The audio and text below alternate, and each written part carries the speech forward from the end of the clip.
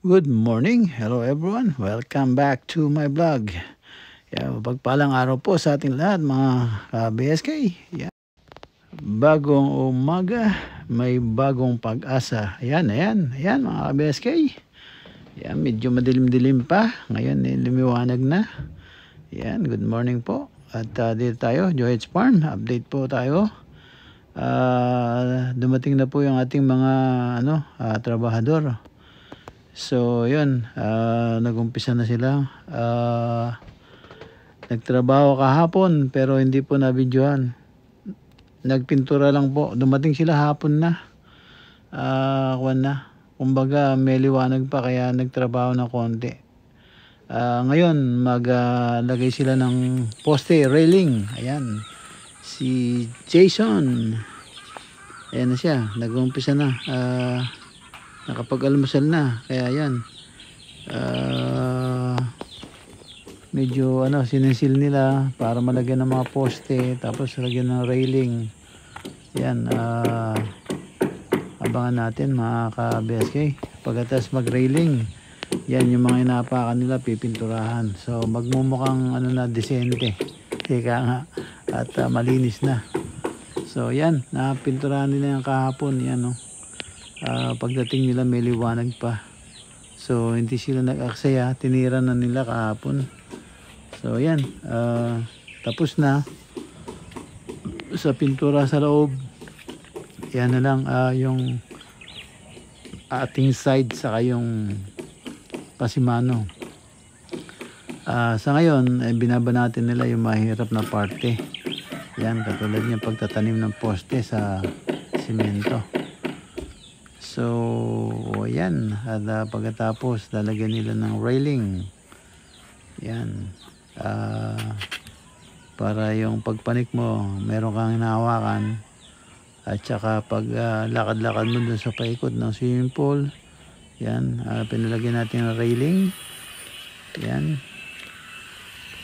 At tingnan natin anong magawa natin yan. Pag napinturahan na, pag magandang mag-iisip pa tayo ng ika nga kahit na ba halaman ba para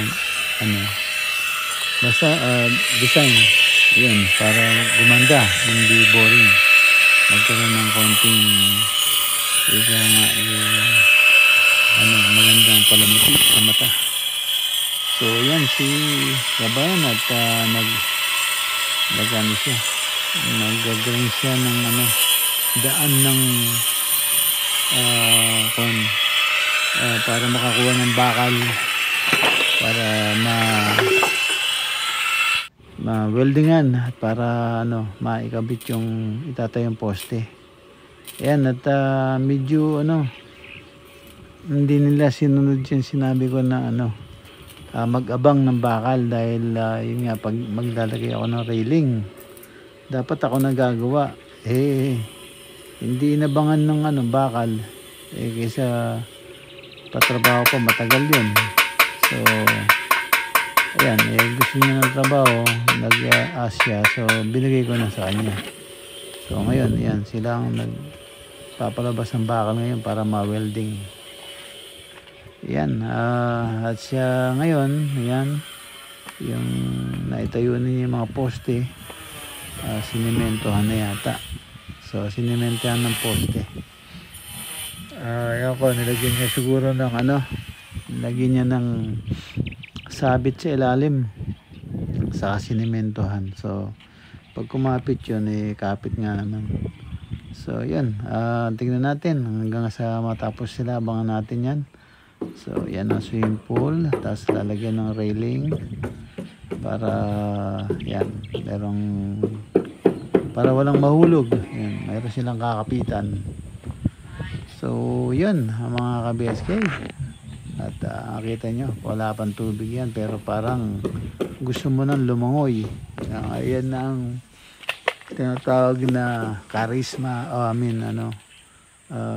parang inaakit ka ba yung kulay. Yan, akala mo sa malayo may tubig, parang akala mo dagat, no? Maganda yung ano, yung awa natin kulay o yung nagtimpla, ayos na ayos. So yan mga ka-BSK, at naitayo na yung mga poste. So, yun lang ang mahirap dyan. Pag natuloy yung mga poste, yun, lalagyan nyo lang ng pakalang. Para tumatag. So, yun, abang natin, mga kabeste. Excited na rin kung anong magiging mukha. Yun, tapos na lahat, saka natin paugasan ng tubig. Yun, paugasan natin ng tubig. Tapos, huwag mo nalagyan ng tubig hanggang sa, matuyo yung pintura. Kasi yung tubig panggalasang pintura. Lalo na parang epoxy yan, parang may thinner. So kung hindi pa tuyo yan at lalagyan mo tubig, lalasa o mag-aamoy din na thinner or something. Kaya yan, abangan natin yan mga kabeste. At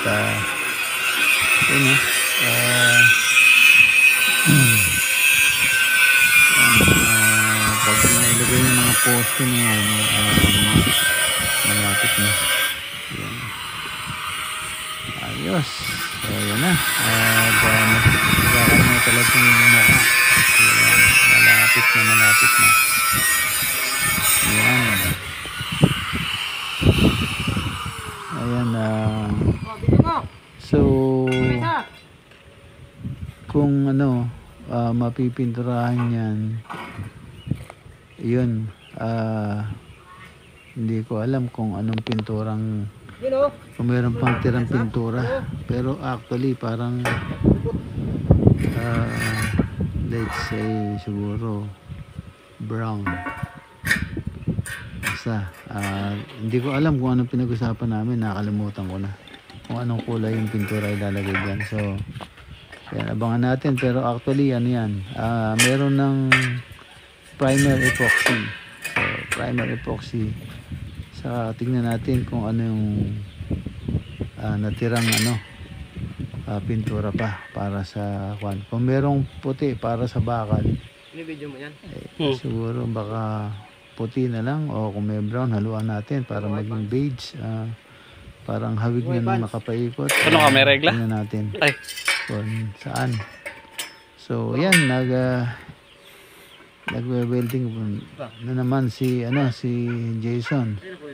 So medyo mahina naman yung kuryente siguro, at parang ang hina ng kanyang welding. O yung negative hindi solid, kaya ganun. So yan, mga ka-BSK, at yan ang update ko sa araw malayo ng ground. Dikit megan. ng Miyerkules. Araw ng Miyerkules. So yan. So kailangan matapos nila yan para yung dapat i-repair, Mahina yung kuryente dyan, no? mai-repair na niya. No? So kailangan yan, iwanan niya magpipintura dyan habang nagpipintura. Yun, gagawin niya yung mga kabilang sa Tulak mo, Jay. na yung ayusin niya. So, abangan po natin yan. At wala pa akong update. Bigay, walang ground dyan. Sa ano, pero tapos na po yung sa may bar. Tinatawag na Tapos na po yung nilagay niyang coated panel.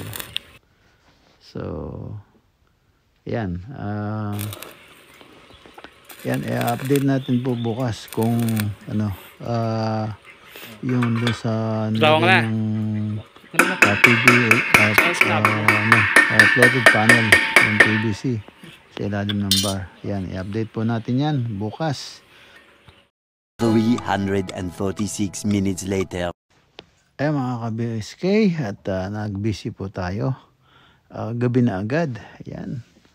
At yun, madilim na. Nakapahinga na po sila. Ayan, nakakaupo na. At mainit po. Kaya napasubo sila dun sa ano, paggawa po dun sa railing. So, ayan. Bukas ko na lang po i-update uli yung railing kung anong natapos na.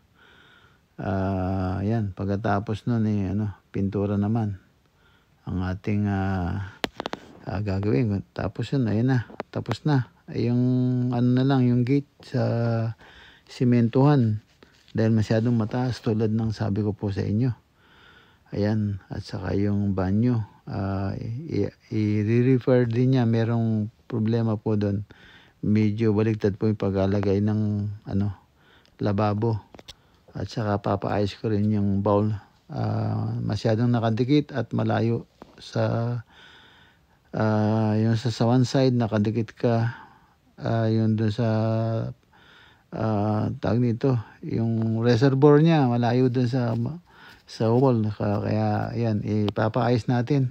Ayan mga ka-BSK, kita-kita po tayo bukas. Yan. At end na po tayo dito. Thank you for watching. Ingat po dyan, and God bless. Bye-bye, bye-bye. Bye-bye, bye-bye.